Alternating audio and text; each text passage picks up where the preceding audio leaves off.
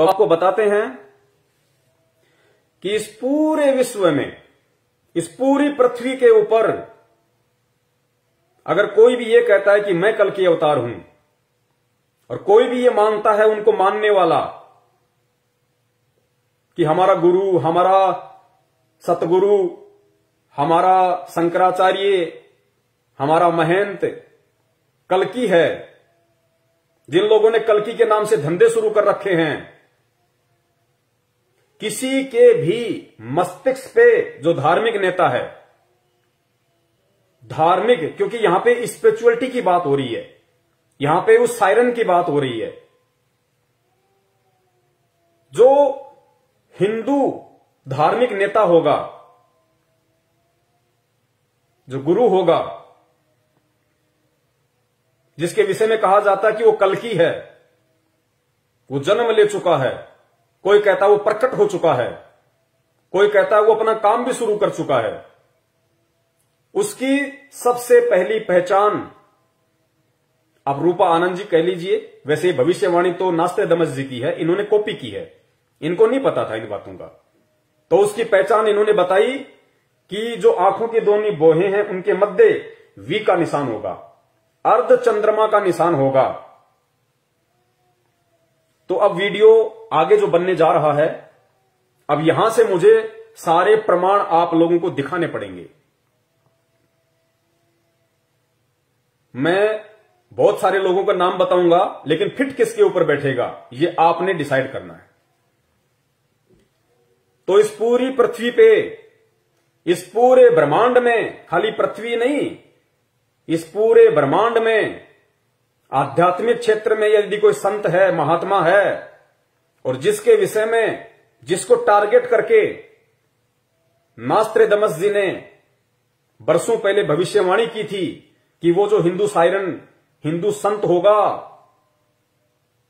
जिसका पूरे विश्व पे एक छत्र राज होगा, जिसको पूरी दुनिया पूजेगी, और जो पूजने के लायक है, जिसका एक झंडा होगा, जिसकी एक भाषा होगी,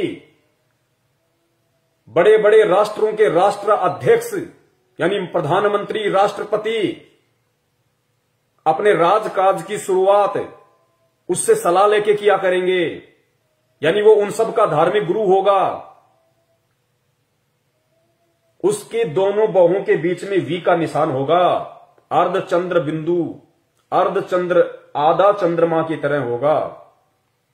और इस पूरे विश्व में अगर ये पहचान किसी आध्यात्मिक संत, महंत या गुरु के ऊपर फिट बैठती है, पूरे विश्व में वो केवल एक ही महापुरुष है।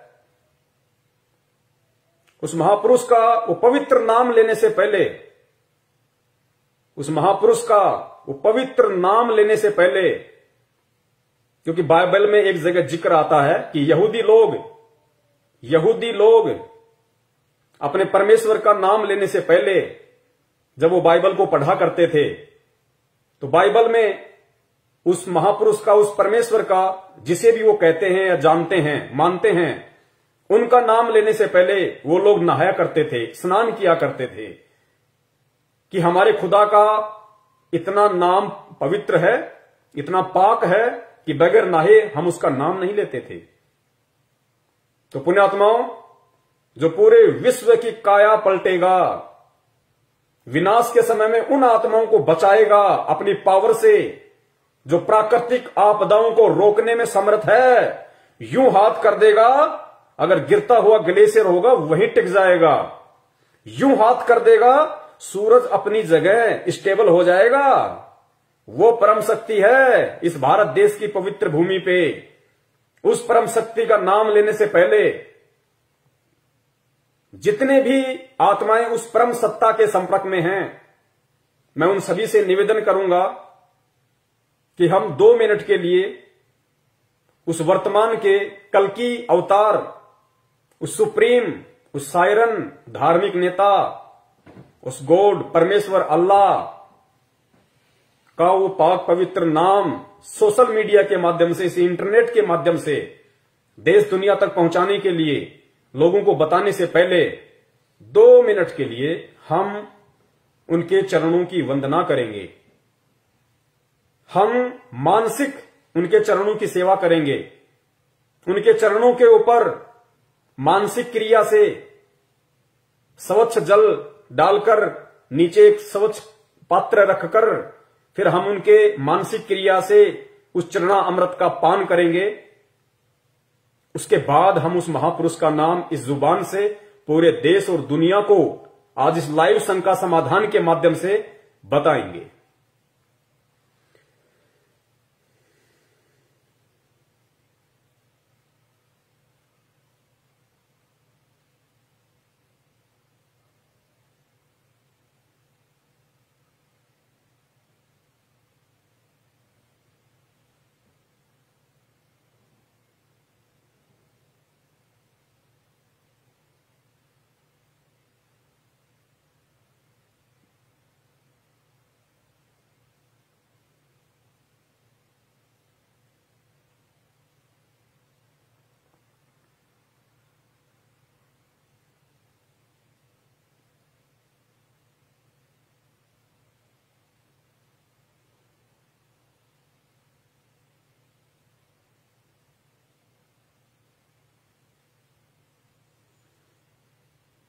जय जगत गुरु, जय भारत। तो पुण्यात्माओं, मेरे भाई और बहनों, आज का ये लाइव प्रोग्राम देखने वाले आप सभी मेरे मित्रों, मैंने पहले कहा था श्री रामचंद्र जी त्रेता युग में आए थे तो कोई जानवर बन के नहीं आए थे, इंसान के रूप में आए थे, सर पे सींग लगा के नहीं आए थे। लेकिन उस समय वो विष्णु जी थे, विष्णु जी के अवतार थे। लेकिन इतिहास उठा के देख लो, क्या त्रेता युग में जिस समय वे धरती पे मौजूद थे, क्या किसी ने उनको भगवान विष्णु का अवतार माना? क्या किसी ने उनको भगवान की दृष्टि से देखा? किसी ने नहीं देखा। लोगों ने उनके साथ में वैर भाव किया। खुद उन्हीं के परिवार की उनकी एक सौतेली मां ने अपने पुत्र भरत को राजगद्दी प्राप्त करवाने के लिए उनको 14 वर्ष का या 12 वर्ष का जो भी था, उनको वनवास दिलवा दिया, जंगल में भटकने के लिए मजबूर कर दिया। क्या खुद उनका परिवार, क्या खुद उनकी सौतेली मां उनको भगवान मान पाई? ये इस बात का सबूत है, प्रमाण है कि खुद उनके घर वाले ही उन्हें भगवान नहीं मानते थे। रावण अगर उन्हें परमात्मा मानता, भगवान मानता, विष्णु का अवतार मानता, तो रावण को यह भी पता होना चाहिए था कि भगवान विष्णु की पत्नी उसकी मां के समान है। लेकिन उस दुरात्मा ने श्री रामचंद्र जी को विष्णु भगवान का अवतार नहीं माना और सीता जी का अपहरण किया। अयोध्या वासियों ने केवल एक अच्छा राजा माना, भगवान नहीं माना। द्वापर युग में आ जाइए, श्री कृष्ण जी, क्या जिस समय वो धरती पे 200 वर्ष तक रहे, क्या किसी ने उनको भगवान माना? क्या किसी ने उनको विष्णु माना? क्या किसी ने उनको विष्णु का अवतार माना? जरासेन, काल्यावन, पूतना, पता नहीं कितने नाम आपको अच्छे से पता होगा।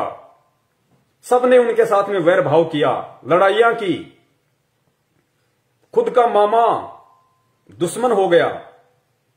क्या खुद का परिवार उन्हें परमात्मा मानता था, विष्णु का अवतार मानता था? नहीं माना।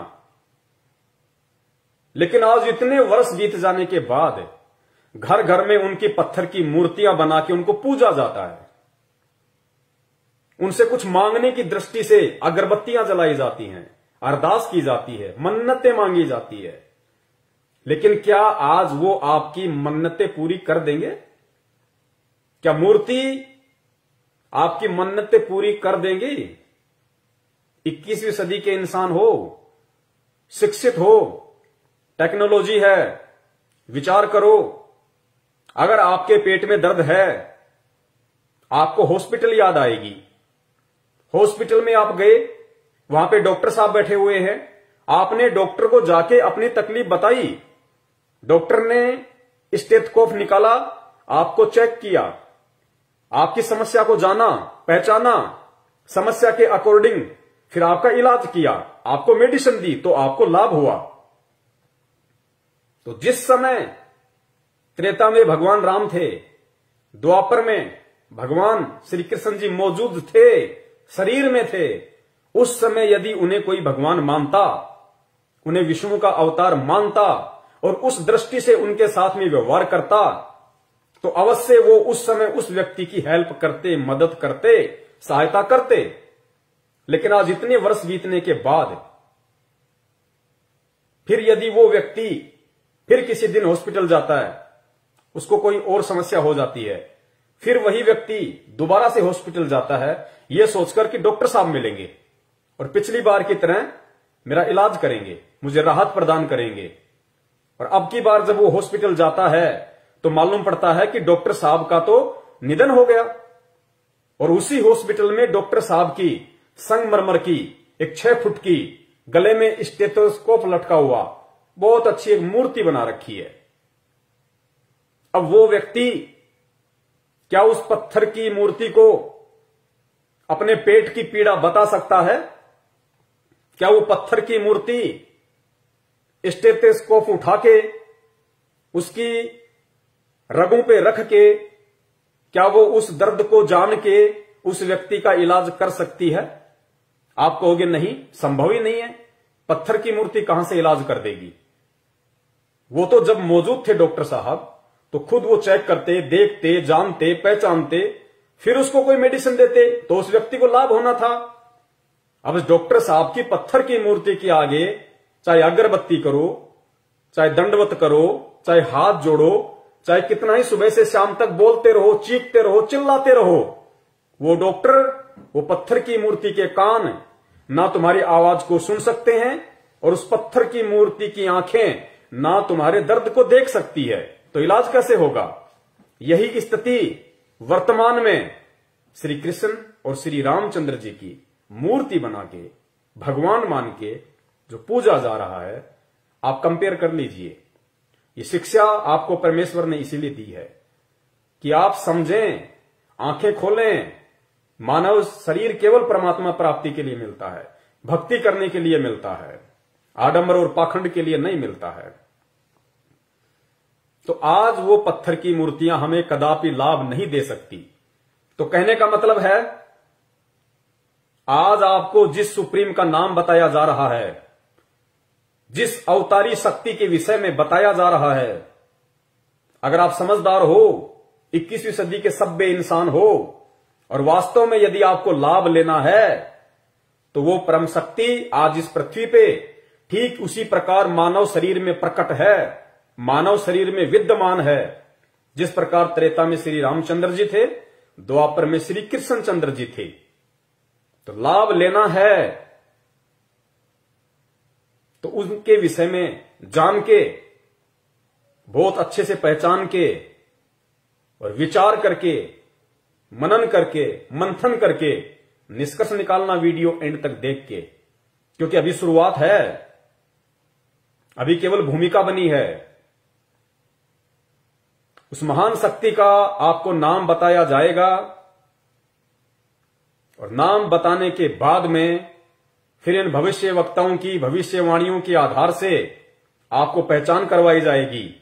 क्योंकि भगवान जब भी पृथ्वी पे आता है, या भगवान जब जब पृथ्वी पे आया है, भगवान ने जब जब अधर्म का नाश करने के लिए, सत्य की सत्ता स्थापित करने के लिए, दुनिया में सुख और शांति पैदा करने के लिए अगर यहां पे उनका अवतरण हुआ है, वो प्रकट हुए हैं, तो सुअर बन के प्रकट नहीं हुए, गधे बन के प्रकट नहीं हुए, राक्षसों की तरह सींग लगा के नहीं आए।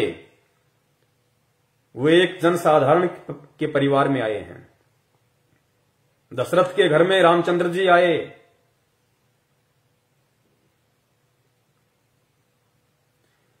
और द्वापर युग में नंद जी के घर पे श्री कृष्ण जी आए। इसी प्रकार वो परम शक्ति जैसी लीला विष्णु अवतार उन महापुरुषों ने की, वैसी ही लीला एक जन साधारण की तरह वो परम शक्ति जो ब्रह्मा विष्णु महेश से असंख्यों गुना ज्यादा पावरफुल है, वो आज इस पृथ्वी पे मौजूद है, जिसका गुणगान चारों वेद करते हैं। गीता जी जिसकी महिमा का गुणगान करती है, वो महापुरुष आज इस पृथ्वी पे प्रकट है, जिसे इन भविष्य वक्ताओं ने कल्कि का नाम दिया है, वर्तमान समय वाले कल्कि का नाम, कि वो आ चुका है, अपना काम शुरू कर चुका है। और प्रथम पहचान के रूप में रूपा आनंद जी ने नास्त्रेदमस की भविष्यवाणी का हवाला देते हुए और उत्तराखंड के सभी साधु संतों की मीटिंग के बाद में जो पहचान बताई गई कि वो जो कल्कि होगा, जो महापुरुष होगा, जो अवतारी शक्ति होगी, जिसके बराबर कोई भी समर्थ नहीं होगा, उसके मस्तिष्क पे अर्धचंद्र का निशान होगा, वी का निशान होगा। तो वो परम शक्ति, वो महापुरुष, वो साइरन द ग्रेट, वो नास्त्रेदमस का हिंदू नेता,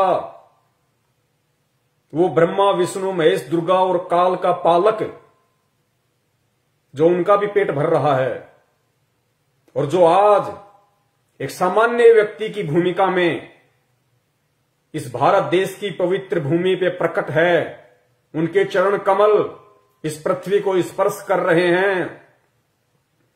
वो परम शक्ति गांव धनाना, जिला सोनीपत, हरियाणा, और उस परम शक्ति का नाम है परम पूज्य परम पिता परमेश्वर, सारी सृष्टि के रचनहार, कुल मालिक कबीर साहेब सतगुरु रामपाल जी महाराज। बंदी छोड़ सतगुरु रामपाल जी महाराज की जय हो। ये है वो परम शक्ति, वो अखिल ब्रह्मांड का स्वामी, वो जगत गुरु, वो नारायण, जिसकी कथाएं भगवान विष्णु को केंद्रित करके सुनी और सुनाई जाती हैं, जिसकी महिमा का गुणगान हिंदू धर्म के चारों पवित्र वेद करते हैं, मुसलमान भाइयों की कुरान शरीफ करती है, सिखों का गुरु ग्रंथ करता है।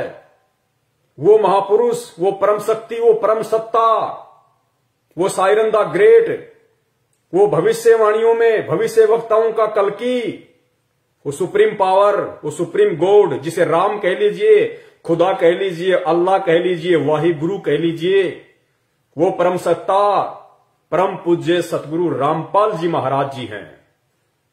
अब आगे आपको एक एक पॉइंट के आधार पे, इन भविष्य वक्ताओं की भविष्यवाणियों के पॉइंट के आधार पे साबित किया जाएगा, क्योंकि कहते हैं कि हाथ कंगन को आरसी क्या और पढ़े लिखे को फारसी क्या। ये मैं नहीं कहूंगा, आप ही के भविष्य वक्ता, जिनको आप लोगों ने सुप्रीम बना रखा है, जिनके यूट्यूब पे वीडियो चलते हैं, जिन्होंने भविष्यवाणियां कर रखी हैं, और इन्हीं भविष्य वक्ताओं ने जो पहचान उस कल्कि को लेके की है, उस सुप्रीम को लेके की है कि वो प्रकट हो चुका है।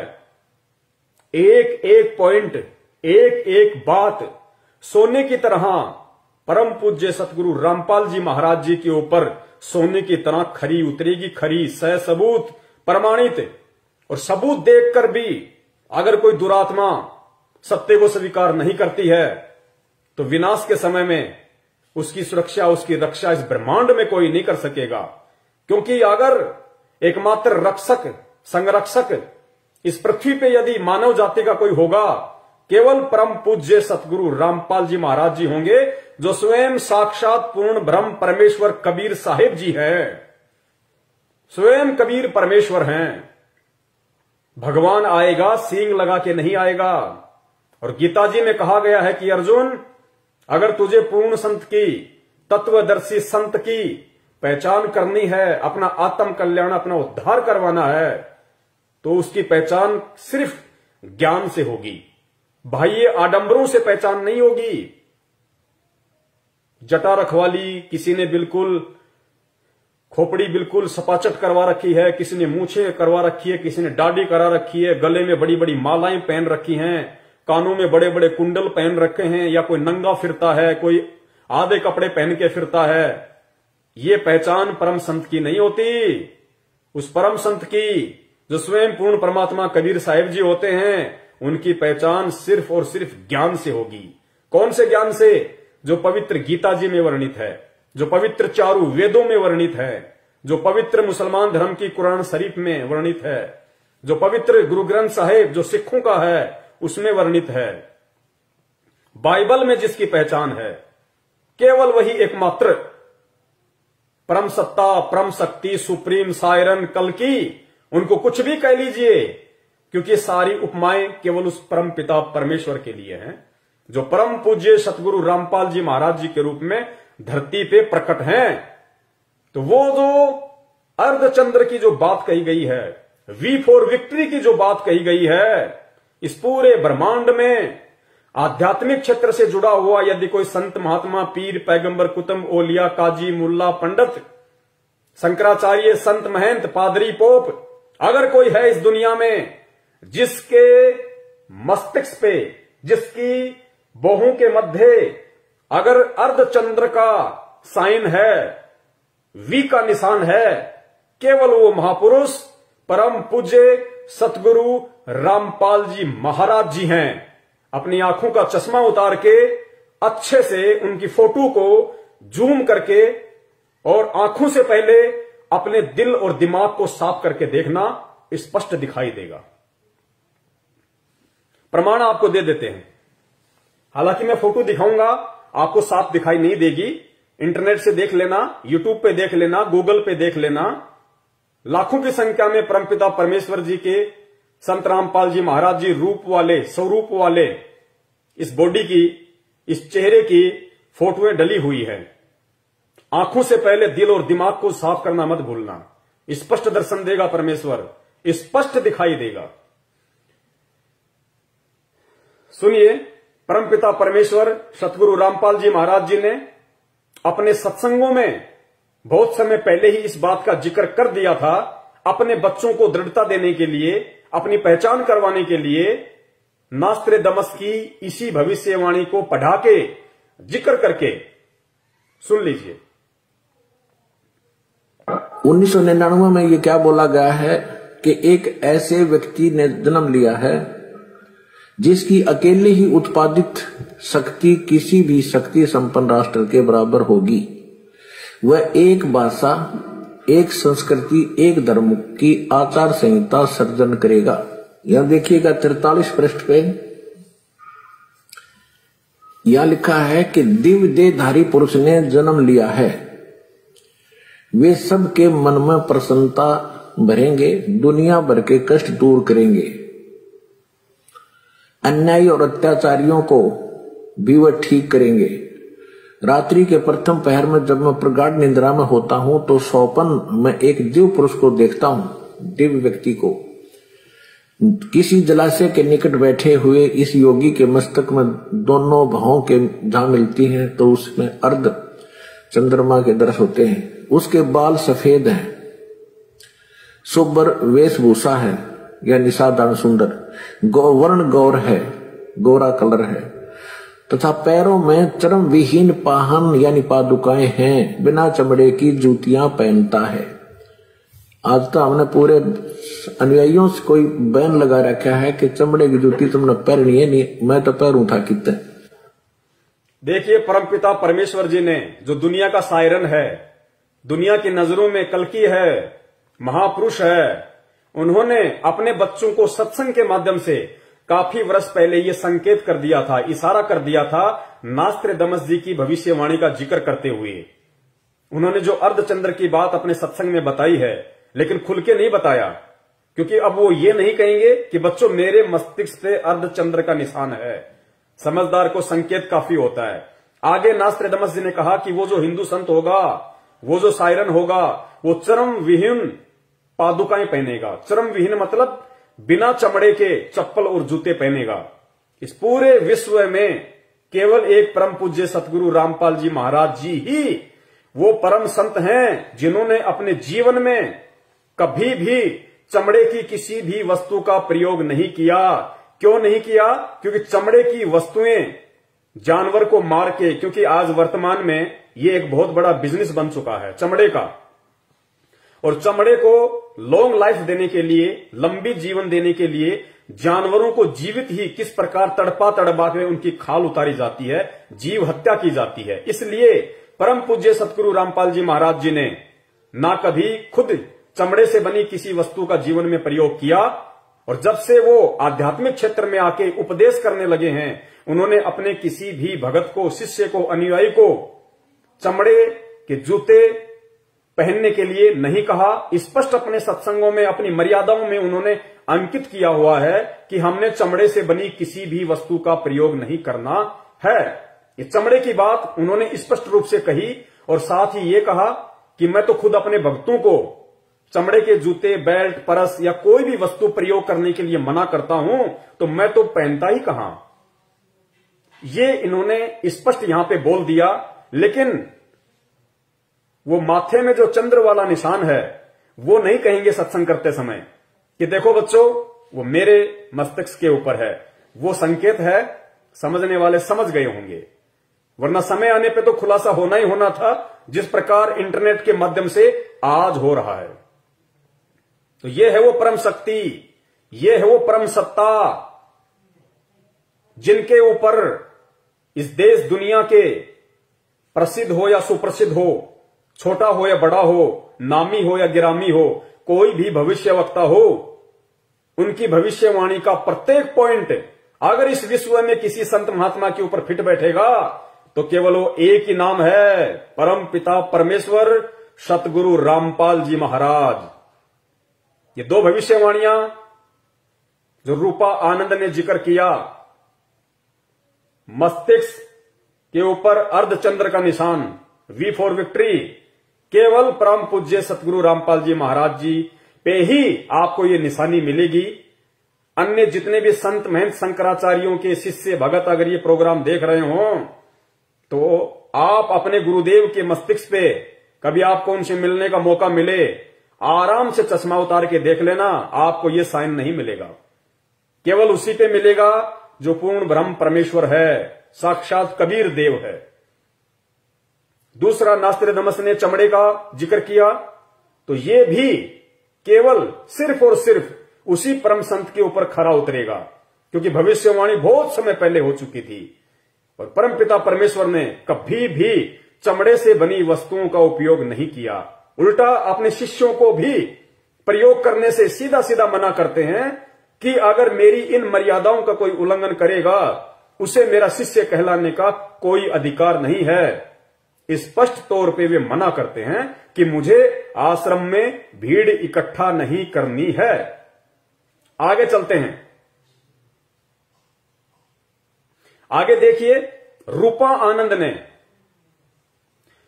संत जय गुरुदेव जी की जिस भविष्यवाणी का जिक्र किया था, देखिए जय गुरुदेव जी की भविष्यवाणी इस पूरे ब्रह्मांड में, इस पूरी पृथ्वी पे अगर किसी आध्यात्मिक क्षेत्र से जुड़े हुए संत महात्मा गुरु से मिलती है तो वो केवल एकमात्र परम पूज्य सतगुरु रामपाल जी महाराज जी हैं।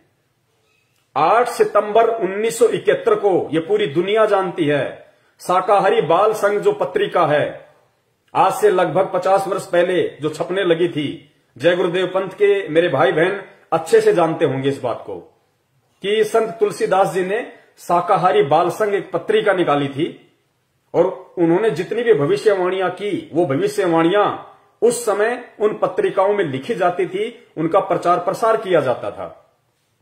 और जय गुरुदेव जी की जो एक भविष्यवाणी है उसके विषय में आध्यात्मिक क्षेत्र से जुड़े हुआ लगभग प्रत्येक व्यक्ति परिचित है। 8 सितंबर 1971 को उन्होंने क्या भविष्यवाणी की थी?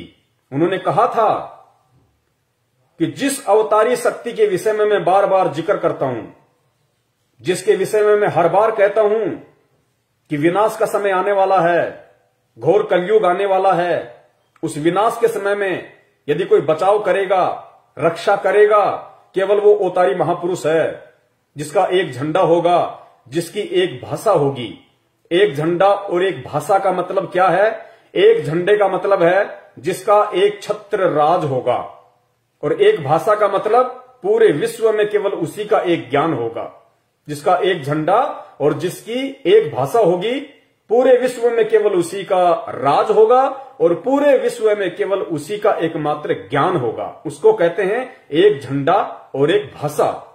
तो 8 सितंबर 1971 को जय गुरुदेव जी ने सार्वजनिक तौर पे सत्संग करते हुए कहा था कि आज वो महापुरुष जिसके विषय में मैं बार बार जिक्र करता हूं, जो देश दुनिया की काया पलट करके रख देगा, आज वो महापुरुष 8 सितंबर 1971 को पूरे 20 वर्ष का हो चुका है। पूरे 20 वर्ष का एग्जिट। और अगर अभी से उसका पता बता दूं तो लोग उसके पीछे पड़ जाएंगे। अभी ऊपर से आदेश पता बताने का नहीं हो रहा है। तो पुण्यात्माओं, इस पूरे विश्व में जितने भी लोग किसी न किसी संत महंत महात्मा शंकराचार्य से जुड़े हुए हैं, चाहे वो किसी भी धर्म के हों, आप अपने गुरुदेव की डेट ऑफ प्रकट, क्योंकि हम डेट ऑफ बर्थ का जिक्र नहीं करेंगे, क्योंकि डेट ऑफ बर्थ उसकी होती है जो जीव होता है, जो मां के गर्भ से जन्म लेता है। और मां के गर्भ से जन्म लेने वाला जीव संज्ञा में होता है, वो प्राणी होता है, आप और हमारी संज्ञा में होता है। वो देश का उद्धार नहीं कर सकता, वो देश का तारणहार नहीं हो सकता, वो देश का मुक्तिदाता नहीं हो सकता।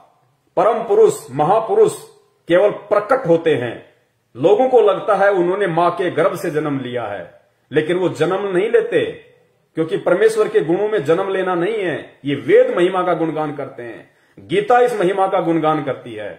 परम पुरुष महापुरुष सायरन स्वयं वो कबीर परमेश्वर होता है। और वो कबीर परमेश्वर जब इस पृथ्वी पे प्रकट होता है किसी भी साधु संत के रूप में या जिंदा महात्मा के रूप में, केवल प्रकट होते हैं। तो संत रामपाल जी महाराज जी की आप लोगों की नजरों में, क्योंकि जब तक आपको ज्ञान नहीं है तब तक आप डेट ऑफ बर्थ ही बोलेंगे, और जिसे ज्ञान हो गया वो बोलेगा डेट ऑफ प्रकट। तो हमारी नजरों में डेट ऑफ प्रकट और आपके नजरों में डेट ऑफ बर्थ उनकी 7 सितंबर 1951 है। 7 सितंबर 1951, जिसके विषय में जय गुरुदेव पंथ के संत तुलसीदास जी ने डंके की चोट पे पूरी देश दुनिया के सामने खुले तौर पे जो सत्संग करते थे, उन्होंने कहा था कि वो परम पुरुष, क्योंकि जय गुरुदेव जी एक संत थे, आध्यात्मिक क्षेत्र से जुड़े हुए थे, पूर्व जन्म की भक्ति उनके पास में थी, और परमात्मा ने पृथ्वी पे आने के बाद अपनी उपस्थिति दर्ज करवानी थी। ये भविष्यवाणियां करवा के, क्योंकि आगे चल के फिर ये भविष्यवाणियां कोई बताएगा, कोई समझाएगा कि किस महापुरुष पे फिट बैठ रही हैं। वो हाथी कौन है जिसके कपड़े लोगों ने पहले सीन के तैयार रख दिए, वो हाथी कौन है। सो संत जय गुरुदेव की जो भविष्यवाणी है, जो ये कपड़ा है केवल हाथी पर ही फिट बैठेगा, गधे पे या झोटे पे अगर कोई फिट बैठाने की कोशिश करेगा तो नहीं बैठेगी, मजाक बनवाएगा अपना आने वाले इतिहास में। तो 8 सितंबर 1971 को जय गुरुदेव जी ने कहा था कि वो महापुरुष, वो अवतारी महापुरुष जो पृथ्वी पे प्रकट हो चुका है, वो आज पूरे 20 वर्ष का हो चुका है। तो 8 सितंबर 1971 को यदि कोई 20 वर्ष का हुआ था आध्यात्मिक क्षेत्र से जुड़ा हुआ व्यक्ति, वो केवल परम पूज्य सतगुरु रामपाल जी महाराज हैं। आप उनकी डेट ऑफ बर्थ निकाल के देख सकते हैं, गूगल पे मंगवा सकते हैं, पैन कार्ड, आधार कार्ड, लाइसेंस, कुछ भी। उनकी डेट ऑफ बर्थ उस समय पूरी 20 वर्ष की हो चुकी थी। तो संत जय गुरुदेव जी की भविष्यवाणी अगर इस विश्व में किसी संत महात्मा पे फिट बैठती है, वो केवल परम पूज्य सतगुरु रामपाल जी महाराज जी हैं, अन्य कोई नहीं है। चाहे कितनी ही कोशिश क्यों ना कर लो, फर्जी बनवा नहीं सकते, क्योंकि पूरी दुनिया के सामने है। अब कोई पलट नहीं सकता, क्योंकि सबके डेट ऑफ बर्थ पूरी दुनिया के सामने है। इसलिए जो समझदार व्यक्ति होगा, जो बुद्धिमान व्यक्ति होगा, जो परमात्मा प्रेमी आत्मा होगी, उसको ये सारे प्रमाण और किस व्यक्ति पे फिट बैठ रहे हैं उसको स्वीकार करने चाहिए, स्वीकार कर लेने चाहिए और अपना आत्म कल्याण उस महापुरुष की शरण में आके करवा लेना चाहिए। अब सुनिए परम पूज्य सतगुरु रामपाल जी महाराज जी का एक छोटा सा सत्संग, जिसमें उन्होंने जय गुरुदेव पंथ के संत तुलसीदास जी की उस भविष्यवाणी को उन्हीं की शाकाहारी पत्रिका से पढ़ के बनाया सुनाया है। सुनिए।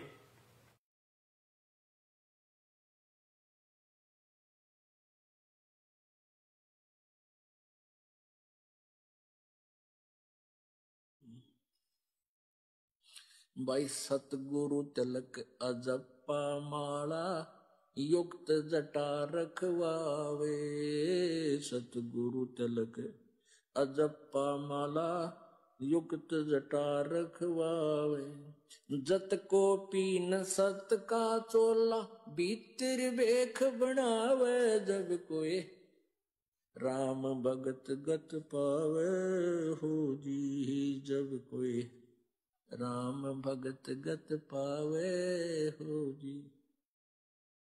भाई लोक लाज मर्याद जगत की तरण जो तोड़े बगावे, लोक लाज मर्याद जगत की।